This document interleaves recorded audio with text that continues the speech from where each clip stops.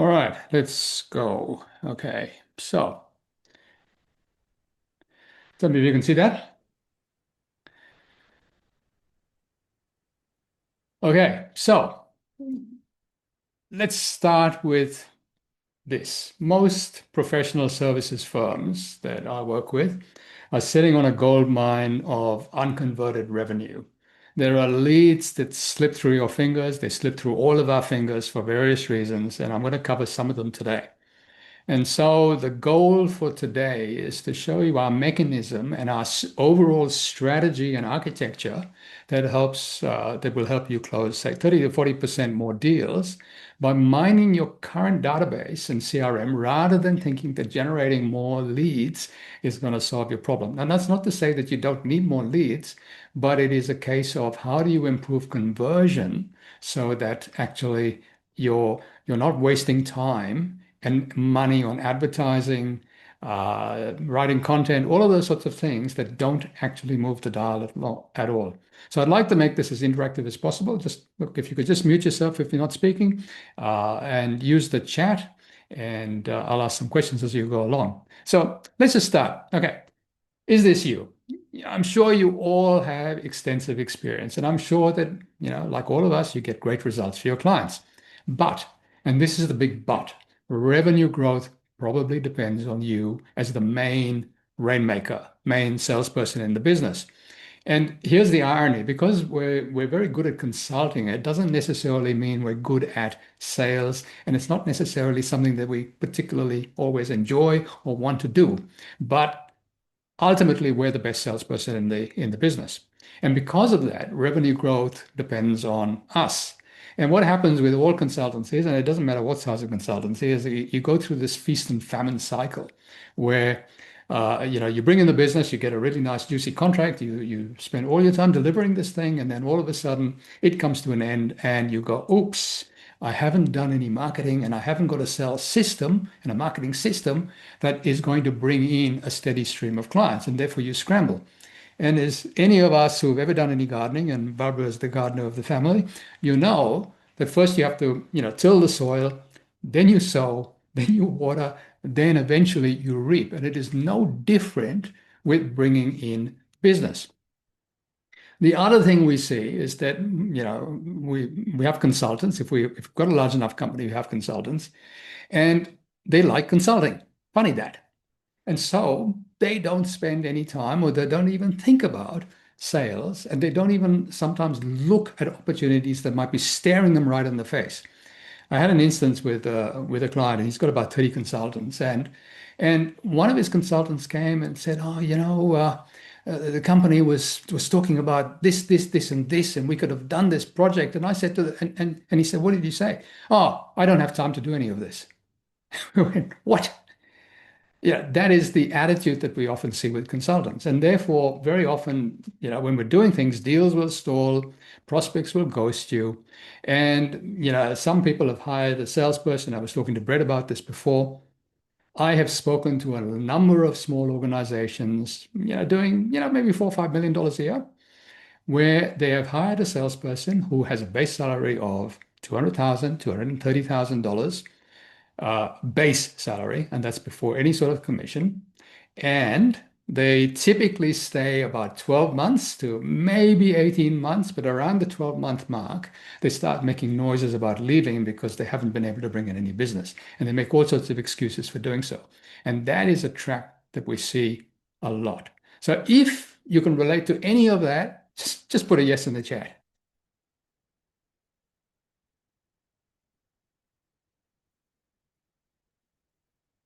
So Anne says yes. Amy says so much. Anyone else? Yep. Brett? Yep. Okay. So this is the thing. The real problem isn't necessarily leads. Yeah, we all need leads. But it's not about marketing spend, and it's not about the team's technical ability. The real problem is that there isn't a cohesive strategy in the first place. Marketing and sales aren't connected into a cohesive system. So very often we see businesses, and look, we were the same when we started 25 years ago. You know, we had pieces of all of this, but we didn't have an engine which would reliably bring in prospects to the top of the funnel and move them all the way down into becoming clients at some point. And that is what we build together with our clients. But when we look at it, there is a lot of flawed thinking.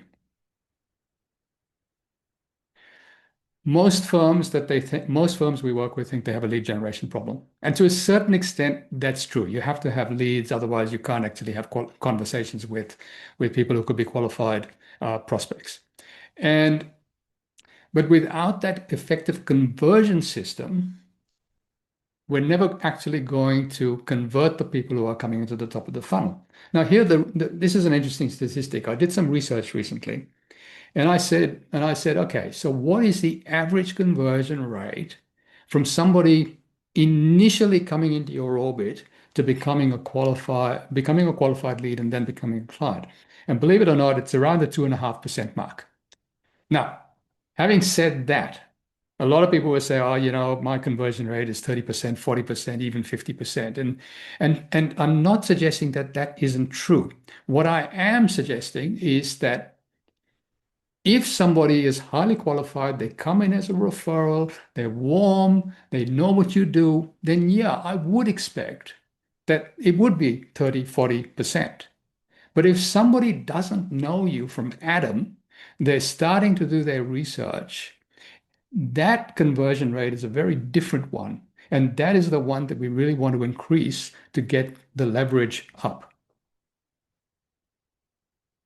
So I'm going to do a little experiment here. Okay. So see if you can get to that website. Either use the QR code or just type in that URL. Just take your phone out and do that for a second. Can you see it? Which one have I got? Sorry. No, sorry. Do that.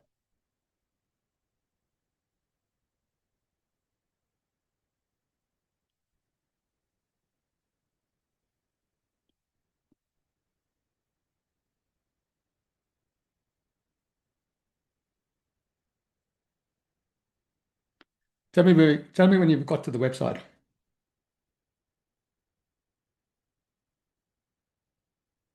Okay. So this is the way, put your own numbers in. All right. So Amy, can I pick you? Okay. Just unmute yourself for a second. What would you say the average sale would be for you? Cost, just the even initial sale. Price per self, just for a piece of work? Yeah, piece of work. Call it, I don't know. Ugh, it depends so much. Call Oh, it just 5K. pick 5K. 5K. Okay. Sure. So let's just say 5,000. All right. Okay. How many leads do you reckon you would have in your pipeline at any one time? 10. 10? Okay. These are made up numbers, by the way. Yeah, yeah, make them up. That's fine. Yeah, yeah. What would you say your base conversion rate is with those 10?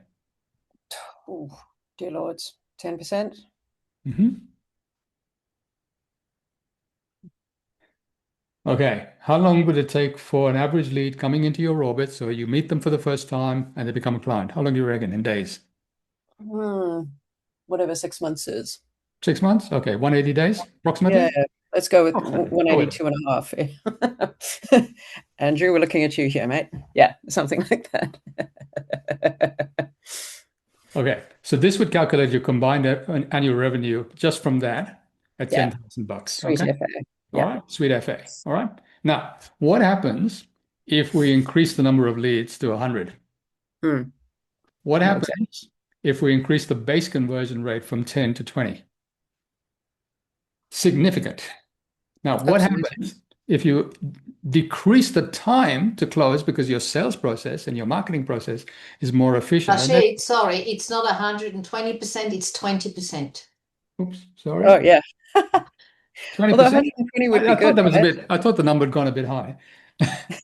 That's when you're building a cult, essentially. Yeah, that's right. Yeah, Okay. yeah. And okay, so time to Yes. close, let's just say it's 90 days for argument's sake. Okay. look what happens to your revenue.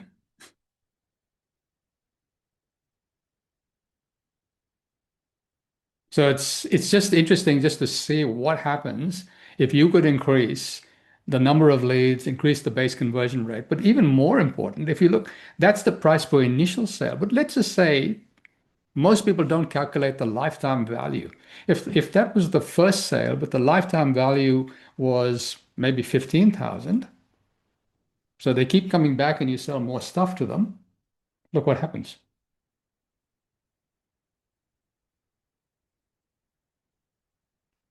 So it's worth doing the maths and just saying where you could improve doing what you're doing. So what I suggest all of you do is just put your own numbers in at some, and then just put it into the chat and say, okay, what would that difference be going down the track?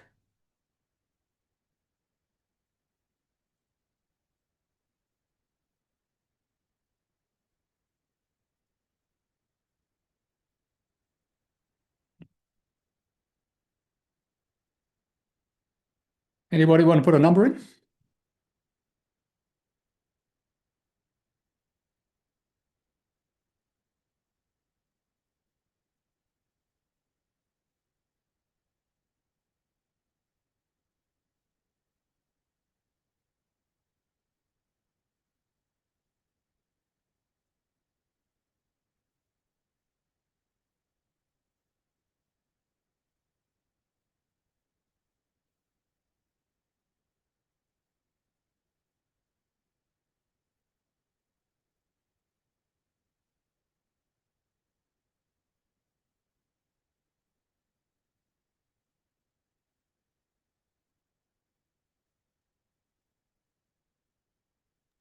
Okay, let's move on.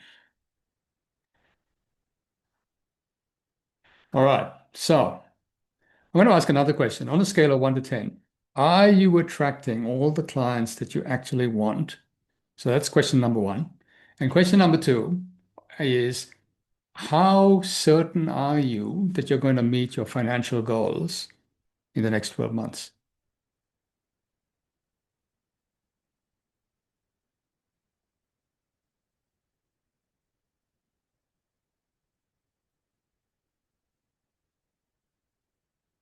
Anybody? So what was the first question? Okay. Are you getting the type of leads you want? Are you getting to the target? How certain are you that you're going to meet your financial goals? Really is the question. Okay. And are you making the money that you really want?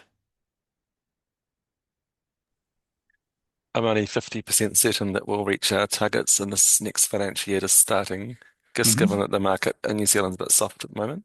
Mhm. Look, markets do what markets do, and I'll talk about one of my clients that we just did some work for. He's a very long-standing client, and I'll talk about him in a minute. And you think that yes, there's a lot of volatility, and yet you watch the results that he's got. So, okay, in essence, this is what we do with our clients. We basically work with people to put in that marketing, sales, and strategic system to help them predictably increase their revenue and profitability. And I know, Brett, you want to hire a salesperson, but generally without having to hire a salesperson. Or if you do hire a salesperson, hire somebody who's actually going to bring in results. So you don't want to waste money on ineffective ads and marketing, and you don't want to constantly chase leads with people who are just tie kickers who are never going to do anything. Okay. So why listen to me? The only person, Brendan, I've worked with before. He knows who I am. So let me just give you the potted history as to me. I'm a mechanical engineer by background. I spent 20 years in IT with predominantly major American vendors in the IT industry, and then some very large consulting firms, French-Canadian one for one, who are now Fujitsu. And when I started, I had highly technical roles and then moved into sales and then leadership roles. I'm not what you would consider to be a natural salesperson. I had to learn this the hard way because sales is both an art and a science. And Barbara and I started Reveal Resources as a consultancy in 2000 after the dot-com. And as any of you who, all of you, you've basically started businesses. We had no clients, no marketing system, and no idea how to get work consistently when we started. And so we sort of said, well, what are we going to do to bring in cash? And so we decided that we were going to go and clean houses. Now, there's an interesting point to this story because by random chance, I was cleaning the house of a managing director of a small company in Australia. They were a large subsidiary worldwide, but they were a small company. And I got chatting, and I said, look, this is what we're doing. I went to see him a couple of weeks later, put him on my newsletter list, and a year went by. And he gave me a call after getting a newsletter once a week without fail on strategy, leadership, building a business. And he said, Rashid, I got a sales problem and I want to grow. And so to cut a long story short, he was doing about $3 million a year at the time, and we took him up to 11.5 million. Now, the point of the story is not so much that we got him up to the 11.5 million. The point really is that it was a fluke that we found him in the first place because we had no strategy for getting in front of the right people. And that was the company there, Kulsa. Some of the other people that I'll reference a bit later on as well, Right Property Group. Right Property Group is owned by a husband and wife team.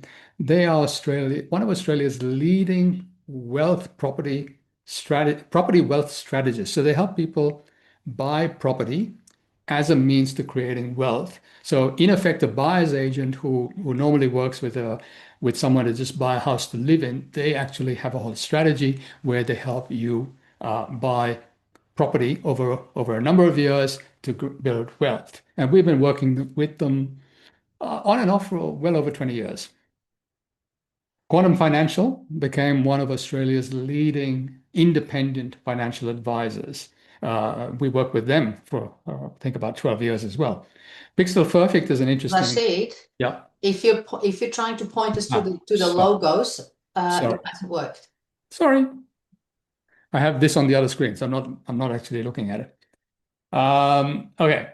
Pixel Perfect, they work predominantly with professional photographers. They print digital images on all sorts of different media. Back in the day, they had a printer that was worth $500,000, laser printer. It was the size of a small truck. And their market is only professional photographers. And one of the things that they realized working with us is they were not a technical business. They were actually in the business of sales and marketing. Fairmont Equities, another very long-standing client of ours. We talk about the world going to hell in a handbasket.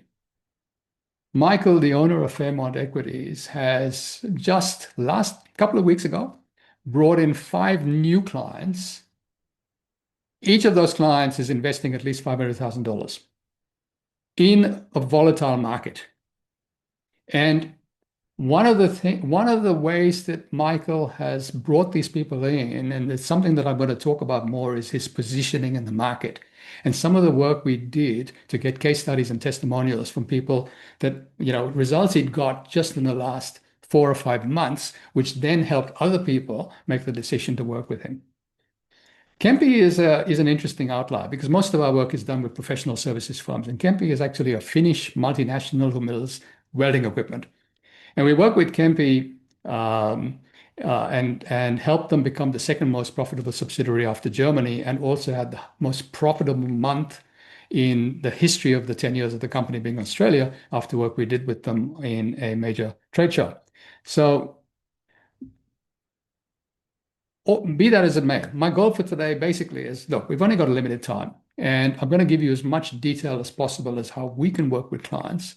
But obviously, we're going to scratch the surface here. And I've I've spoken to a number of you, a strategic growth session where we will spend 60 minutes looking at your strategy, looking at your pipeline, looking at where you are now and where you would like to get to. And I'll put a plan together with you to help you get there. And should you wish to work with us, fine, we can put that together. If not, at least you will have a plan going together. So what I'd like to do now is talk about the revenue growth model that we use, which is an architecture that we use with every client. And I'm actually going to do it this way. I'm going to draw it up here. So I'm just going to zoom that one in.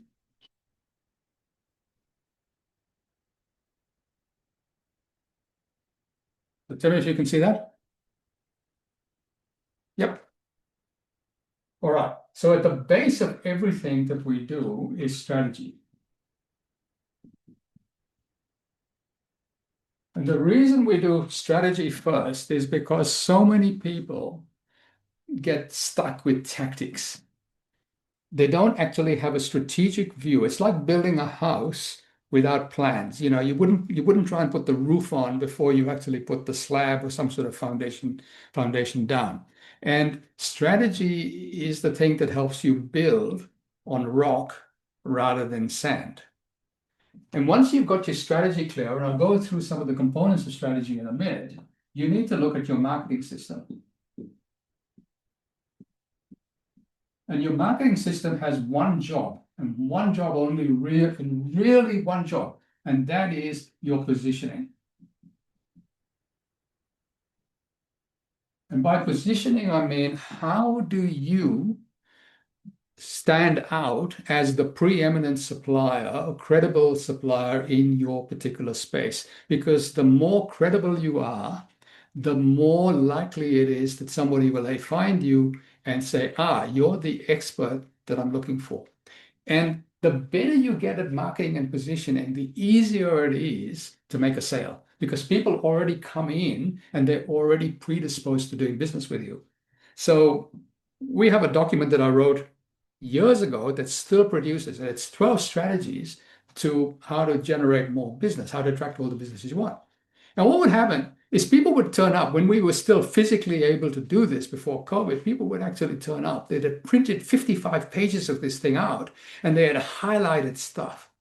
And I knew they'd already made the decision to work with us. And all they wanted to do was to make sure that we didn't have two heads. So that is the importance of positioning. And then the last side of the triangle is sales. And sales is all about the promise you make. What is the outcome that you're going to get for somebody?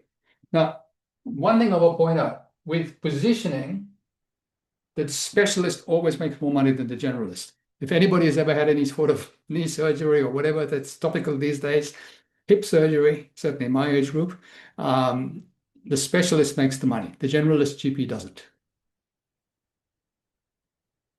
So if we look at the various components of strategy, there are three components of strategy. The first one is your expertise. And expertise here does not mean your credentials. It's a given that you will have credentials of some form. It's a given that you are going to be good at what you do. Expertise here really means how good are you at articulating the 2, 3, 4 specific expensive, and I emphasize the word expensive, problems that you solve better than anyone else. And these are not generic capabilities. It's not a list of services. It's the actual business problems that keep your ideal clients awake at night.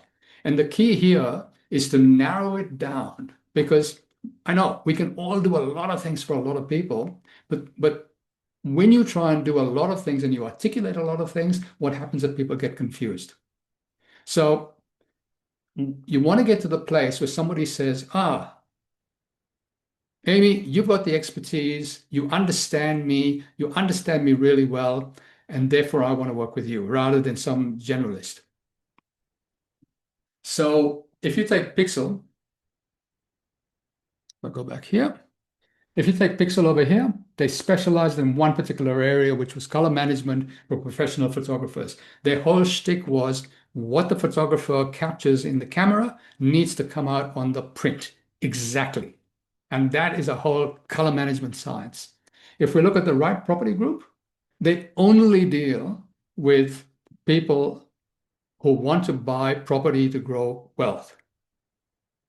That's all they do. They don't do mortgages. They don't do normal financial planning. That's all they do. And it's very easy for people to understand what they do. And they are so well positioned that they get something like 400 referrals a year. Now, that doesn't mean they convert all of them, which is something I want to talk about. So once you know what your expertise is, you have to decide on who your market is.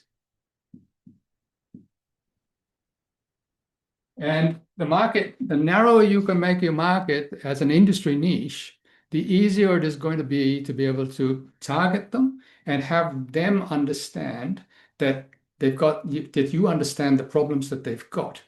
And you need to know that there are enough of them that you can actually address the market. And the last thing that you need to know with this side is how you actually get in front of them.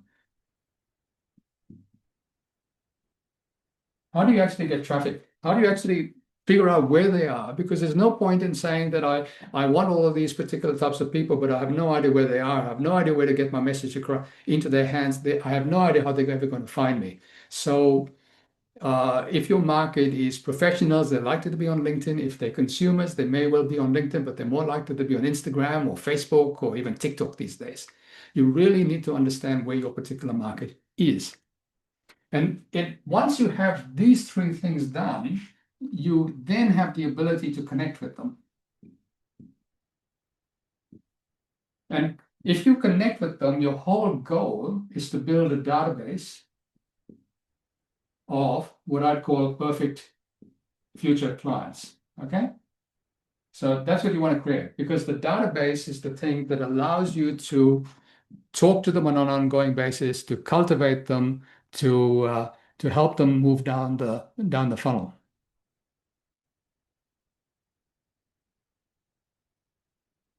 When we move into the marketing side, there are three things that we want to look at. We want to look at your message, because your message has to relate to what it is your clients want.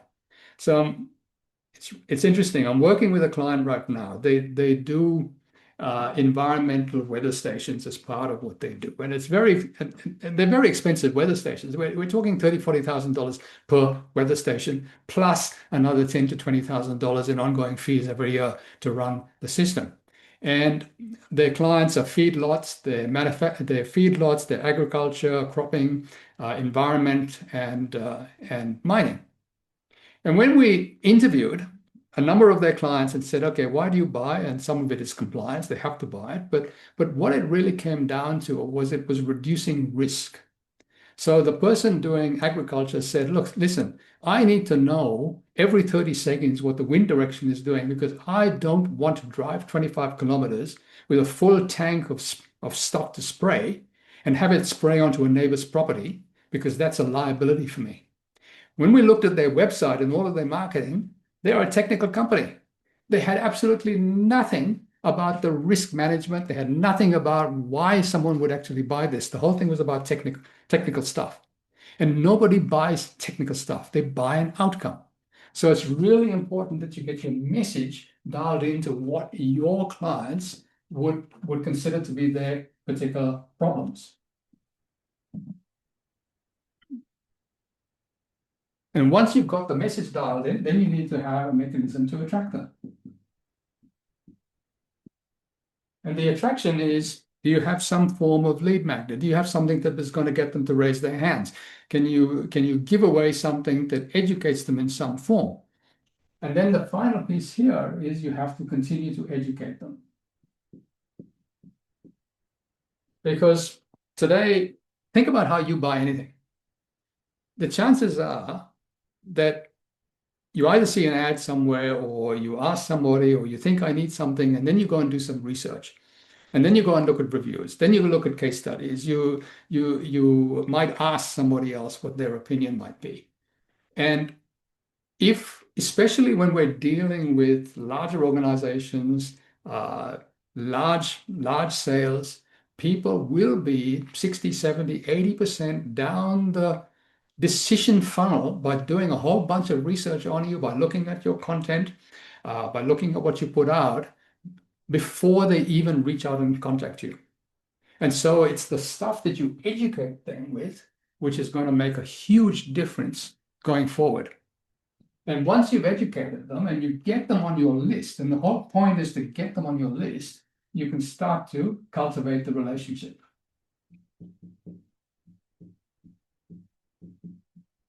Because the reality is, and a few years ago, people said, oh, look, I might have taken 3 touches, 5 touches, 7 touches to get a client across the line. Today, it takes something like 25 touches. And the average professional services firm and the average salesperson would probably give up after about 3 or 4 touches. The point is, though, it might take 25 touches.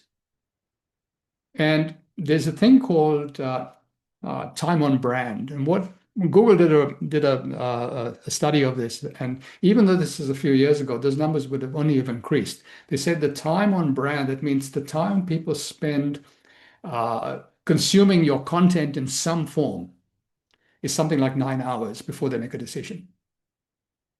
That's a lot of content consumption when you think about it. And therefore, you've got to have stuff in all of these different forms that are going to keep people engaged, keep people educated, and keep people moving to a decision point. Because the one thing that you can't control is when people are ready to buy. You can't control that. All you can do is make sure you're there when they are ready to do that. And that brings me to the 90-day rule. So the 90-day rule was coined, if you can see that. The 90-day rule was coined by a woman called Wendy Evans. And the book, unfortunately, is out of print. But basically, it's how to get new business in 90 days and keep it forever. And Wendy Evans realized something really interesting. She realized that people remember you for 90 days. And that doesn't matter whether you're a client or whether you're a prospect. On day 91, if somebody else comes along with something that you could have done, they'll go with the other person. And we've seen this time and time again. So it's really important to keep that in mind. Then once you're on the sales side, there are 3 components. The first one is you have to diagnose. You have to diagnose their specific problem, what it is that they're looking for. So all of this could be relatively generic, but you have to really be able to diagnose. And then you need to be able to provide insights.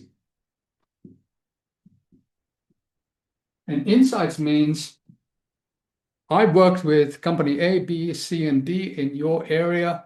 These are the problems that I know that you're likely to be facing. These are the ways that I've helped solve those problems. These are things that you might not even realize are the root causes of your problem. People want to know that you understand them almost better than you understand themselves. And the last thing, obviously, is you need to show them a value and ROI. So value and ROI comes in 2 forms. There's obviously the logical, which is time, money, efficiency, but there's also the intangible. How do I reduce stress? How do I reduce someone's risk? And unless you cover both of those aspects, you're unlikely to make a sale. And the biggest impediment to any sale, to getting somebody to the point where you can actually convert them into long-term clients, is, believe it or not, the status quo.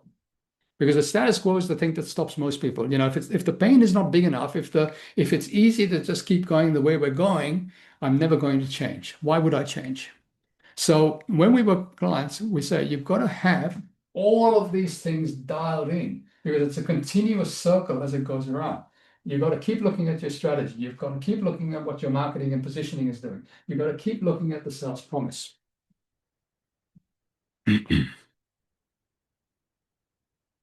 So if you want to take a screenshot, that's what the thing actually looks like.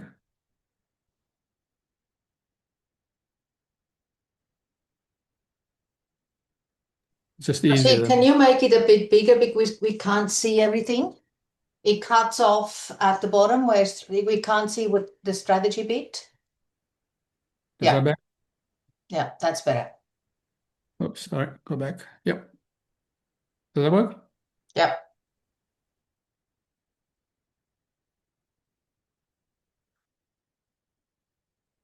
So I'm going to ask a different question now. On a scale of 1 to 5, where would you rate yourself at each one of these stages?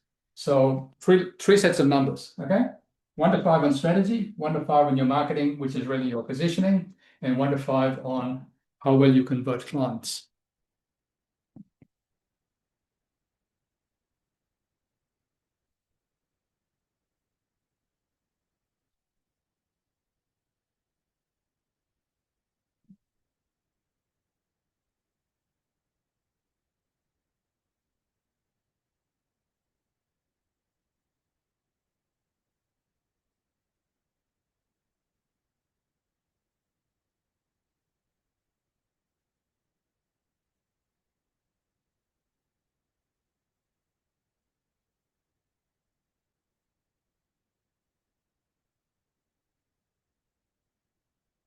Amy, what do you reckon? I'm keeping that to commercially in confidence currently. Okay, all right. Brett? Sorry, I can't hear you, mate. Trying to use a space bar, but didn't work. 3, 2, 4. Okay.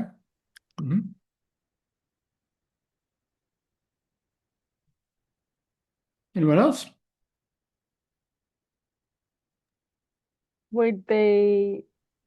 I've gone half marks, so 2.5 on strategy just because we're going through a bit of a change at the moment. So our strategy is not quite fit for purpose.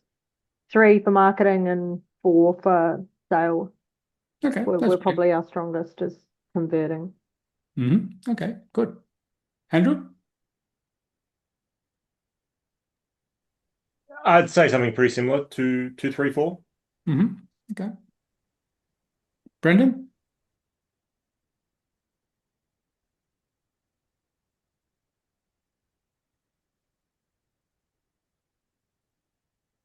All right, let's move on. Okay, so given all of this, you have your strategy, your marketing, and your sales system supposedly dialed in on paper, okay? But here's the thing. When was the last time you asked your clients, especially your best clients, exactly why they chose you in their words, not yours? Because here's what I found over the years, and we've been doing this particular interview service for something like 20 years. We found that most people are marketing and selling based on what they think their clients want. And the gap between what you think they want and what actually drives decisions can be quite high. Not always, but can be quite high. And so the questions I'd have to ask is, do you know the real reason why your best clients chose you over your competitors? Not what you think, but what the real reasons are. And do you know which 20% of what you do actually produces 80% of the value that they perceive?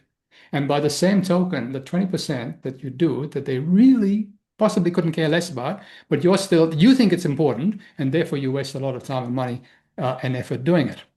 And also, do you know where the hidden revenue opportunities are in your existing client base? Because remember, we said we should be able to increase the amount of revenue that we generate from every client by asking the right questions and delving into this. So over the years, whenever we work with a client long term, one of the first things we do is we interview a selection of your clients. Okay. So we'd interview up to say 10 clients, both past and present. And we'd find out what you do well, where you can improve, where the revenue opportunities are. And as part of this, we create testimonials and case studies, and we give a pretty comprehensive report. And the reason we do it was because, number one, we want to find out what's really going on.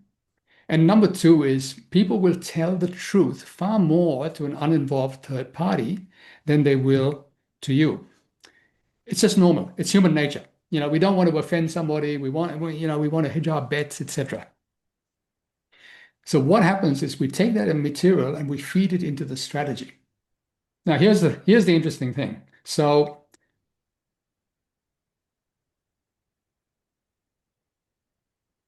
just in the last few months, in fact, the last couple of months, Michael, he runs a very successful consultancy company. His clients are Rio Tintos of this world, PowerLink, large mining companies.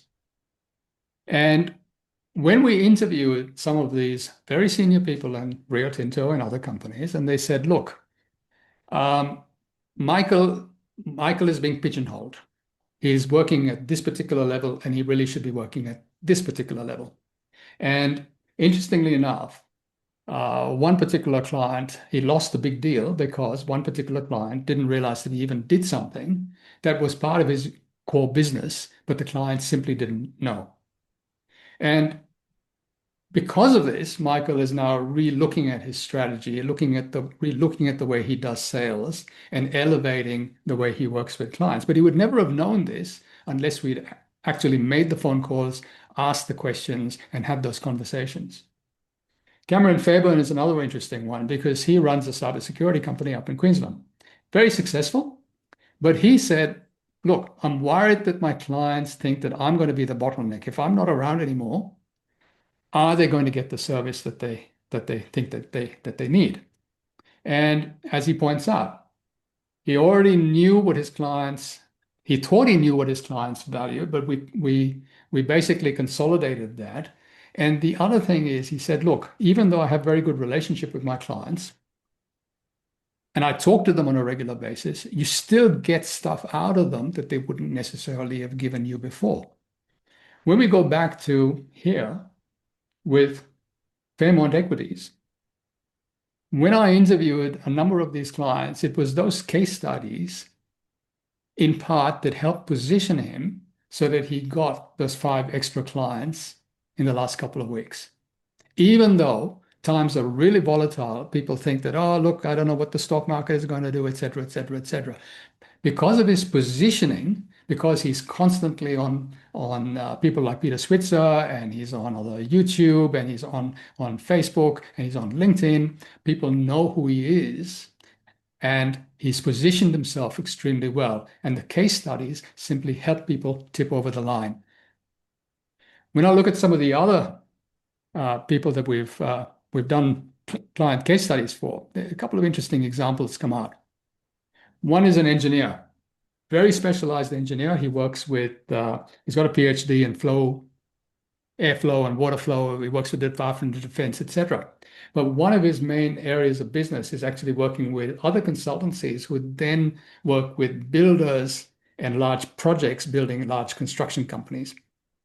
And when I spoke to the consultancies, I said, how much business are you actually giving him? And they said, oh, we're giving him about 10 to 15%. And I said, well, why not more? And they said, oh, look, one of the reasons are we might be looking at doing this in-house, but another one is the way he actually builds. And I said, what do you mean? And well, we found out that he did the work for the consultancy, but he built the end developer. And I said, what would happen if he white labeled it? You put your markup on. They said, oh, we'd give him far more work. I said, how much more work? 85, 90%. A year later, most of those consultancies have upped to 85, 90%. One major one is taking the work in-house. Fine. So that's a result of 85 to 90% more work just by asking the right questions. Another example is a client of ours who is a leadership coach who only works with the schools system, and he helps student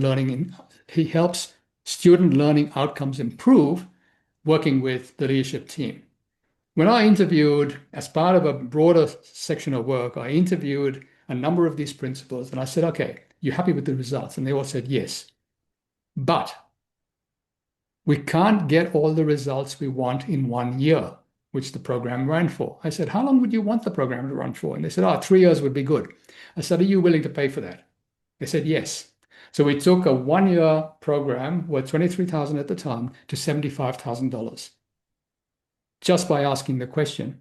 And then we also, talking to smaller schools, hived off a portion of that program for about $20,000 that they could afford. So we got 2 different results just by talking to people.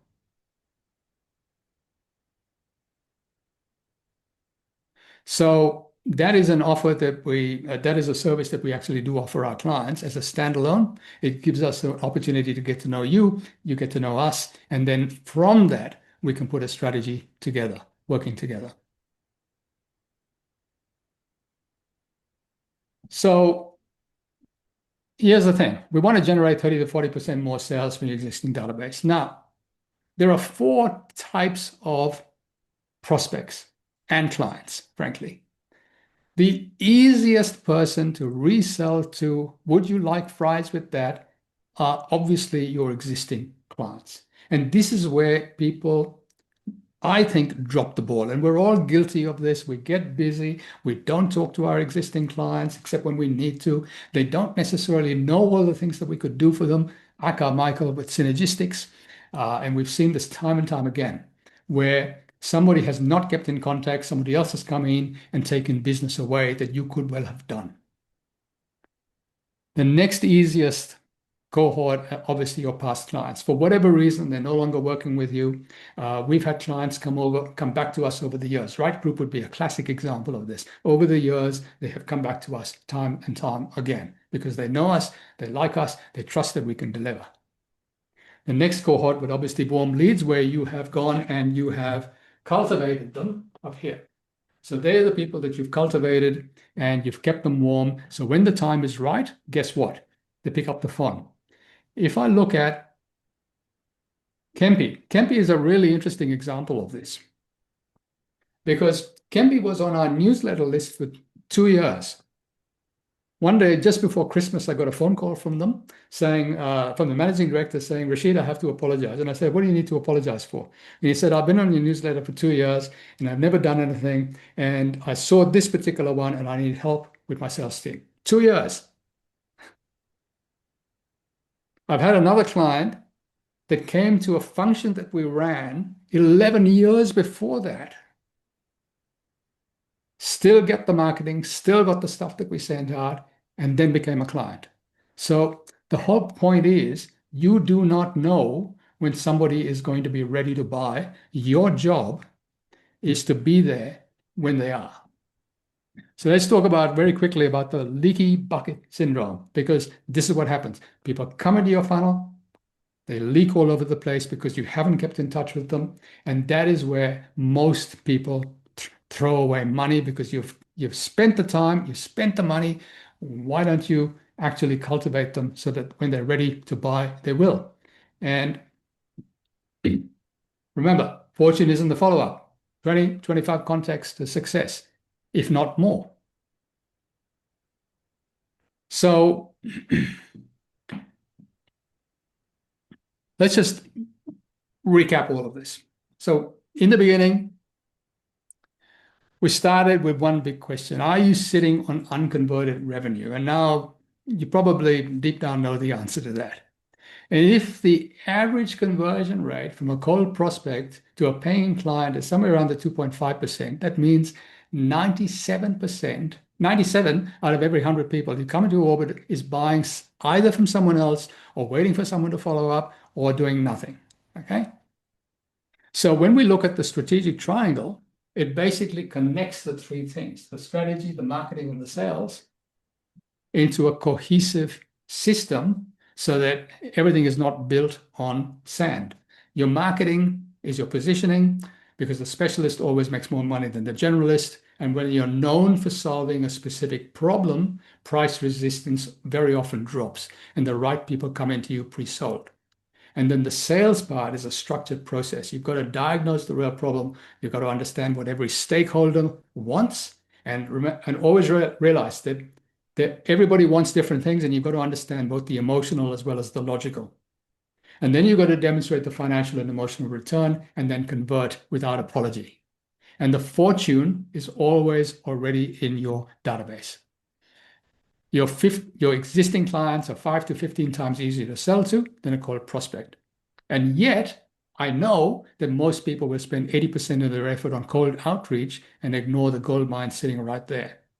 And then once again, it takes up to 25 touches, or whatever the time frame is, time on brand, before somebody becomes a client. So just wrapping up, there are a couple of things I would say.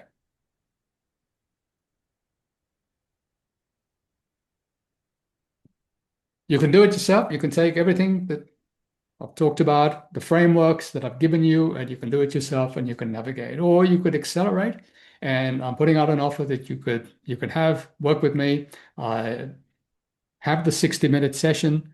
Let's put a plan together, and we can see what you're doing now, where we would like to get to, and we can put a plan to help you get there. And if you then want to work with me further on, that's great. If not, that's fine. I will give you a way of doing things that possibly you haven't seen before. I can only obviously do this with a few people. I've got a couple of you who have already said yes. It's normally $500, but obviously I'm doing it at no cost here. So that's the end of today. So by all means, unmute yourself. I'd certainly appreciate any comments, insights as to what you took away.